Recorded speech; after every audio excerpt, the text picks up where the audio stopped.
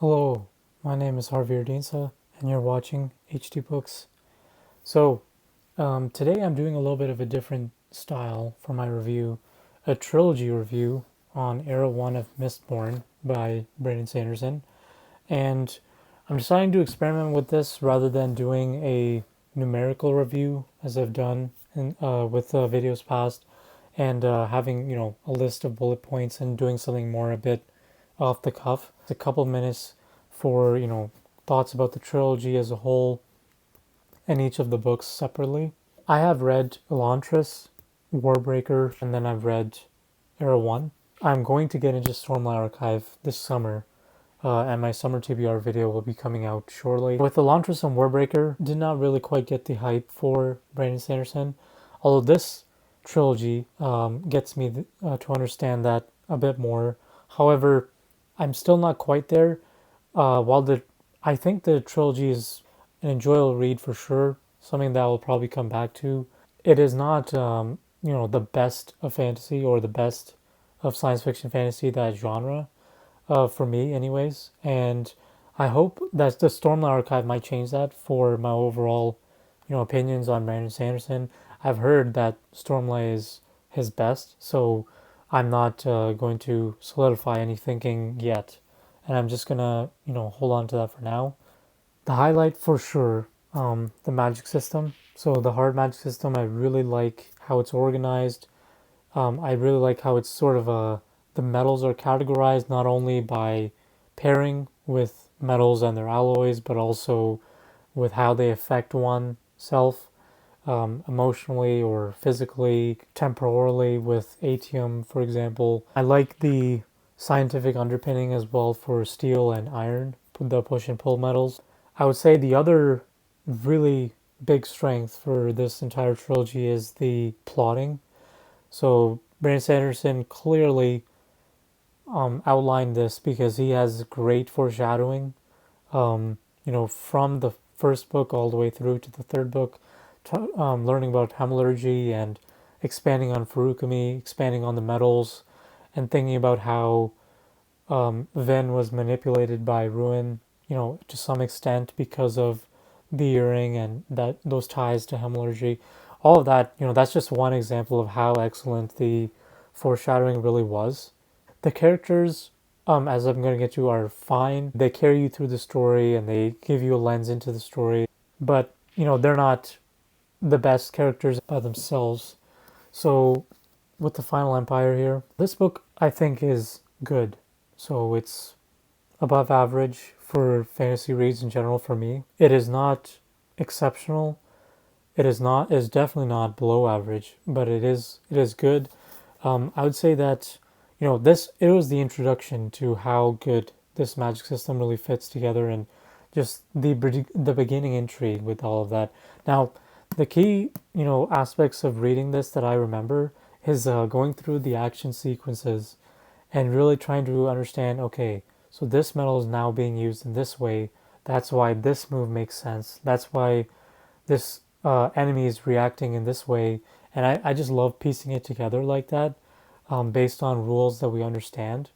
So I'm not a fan of how in books 1 and 2, we have those Deus Ex Machinas. They're not really Deus Ex Machinas, I guess, because they're not unexplained and they are um, answered in the third book. But in the moment, it was sort of frustrating because we have this huge, lofty goal of killing the Lord Ruler dealt with by something we just do not understand after having so many action sequences with very um, detailed background. The ending, I just didn't really land for me with this book. The characterization, so I think Vin is excellent throughout this trilogy. I think her characterization toward the end of this book, and also a little bit of her dynamics with Elend, after they become husband and wife, I think it's a little bit heavy handed at times. It's a little bit unbelievable. So I think their banter is really well done. Going back to the first time they met in the Venture Ball, the banter is great. However, it's hard to believe a lot of the more serious moments that come up in book 2, especially with their dynamics, and just Vin's sort of 180 in this book with how she kind of blind trusts Elend, or kind of throws herself at him eventually by the end. I think that was just too quick. It just felt a little bit jarring in that way. And before I get into Elend's characterization, I mean, in this book it was fine. There was no problems with that. He was an interesting character. Kelsier was fantastic. He's probably the highlight in terms of characters in this book. We have this like legendary mythos around him by the end of the trilogy, which I really like. I mean, I like how that's all built up, but it all starts here, and all of that lands really well.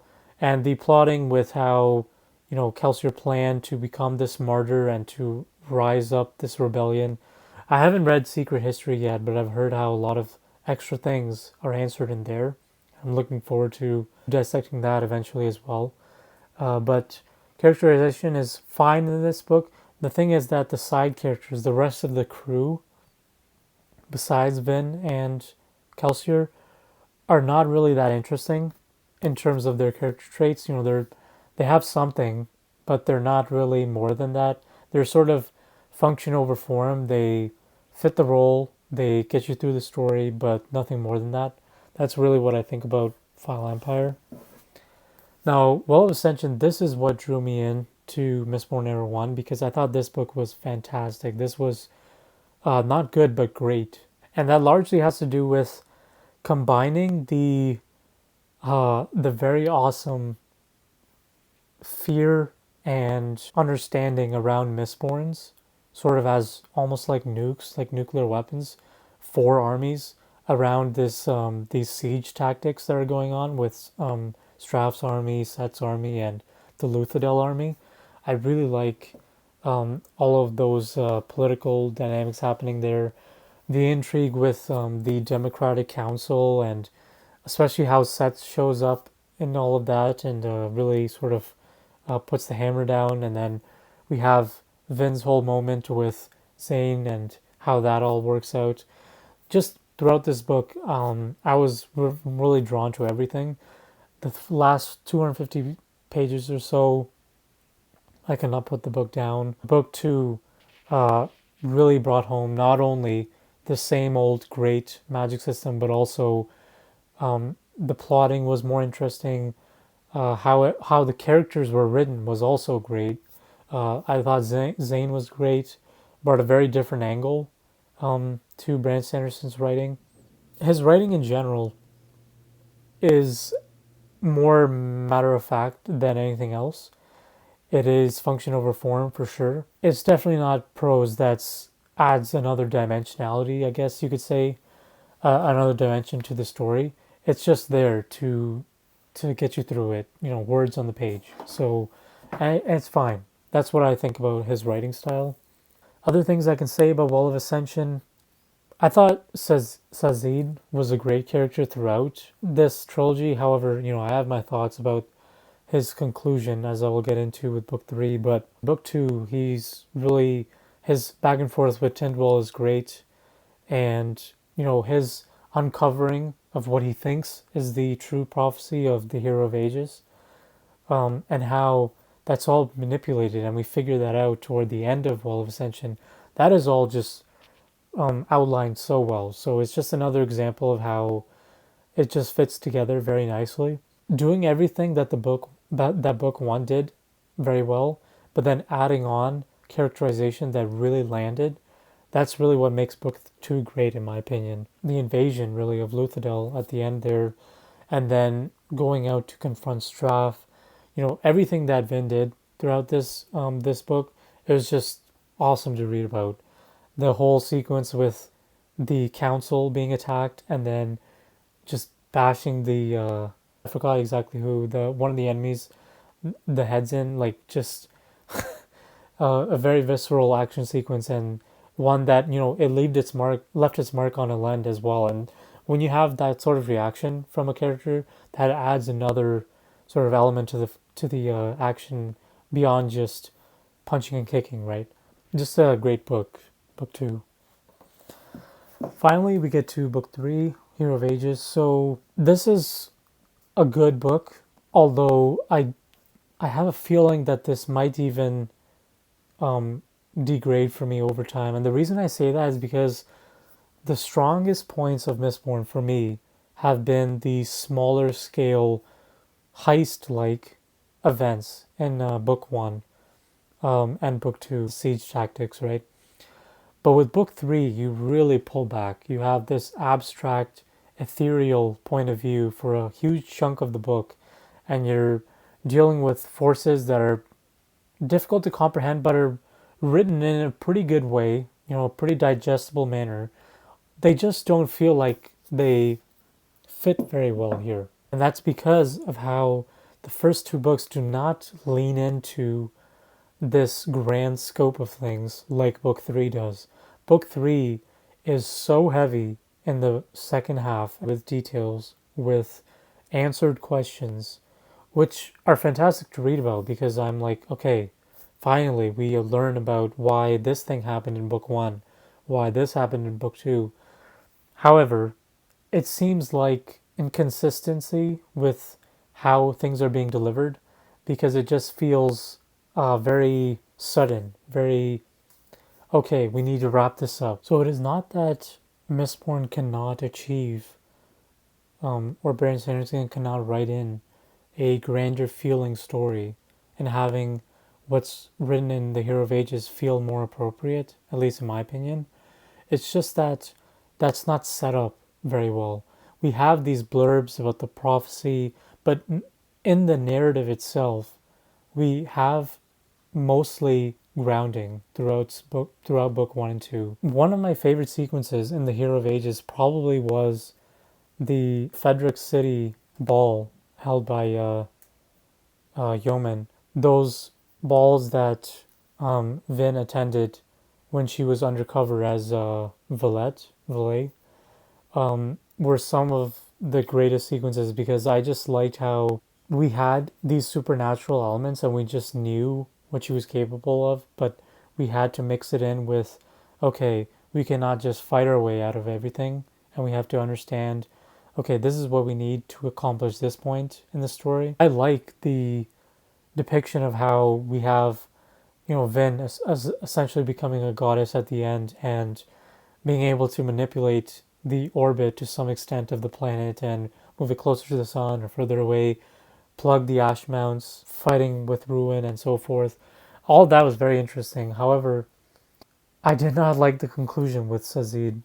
I've been thinking about this for a while, where I land on this, and I do not like how in the epilogue he seems like he's really just looking over the world, and he has like this balance of Furukami and Almancy and all of these things that come about with ruin and preservation.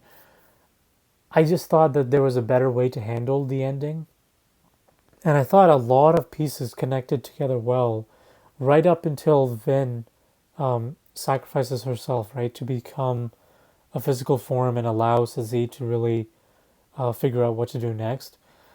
I just did not like that epilogue. Left a bad taste in my mouth, and I think that's going to be unfortunately what's lasting with me when I think about the Hero of Ages. I mean, there are a lot of great things with Hero of Ages. Like the entire Spook storyline was awesome.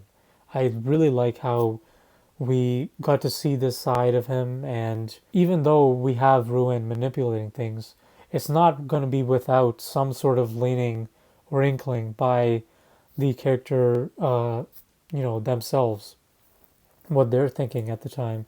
So all of Spook's parallels with Kelsier, not one for one, but close. I did not like, however, how Breeze and Ham really took a back seat in book three. I just thought that there could be more done with them, especially with book two and one, how Ham especially was someone in the crew who was sort of a cornerstone and someone who you read about frequently, but in this book he's just in the background. He's just there, right?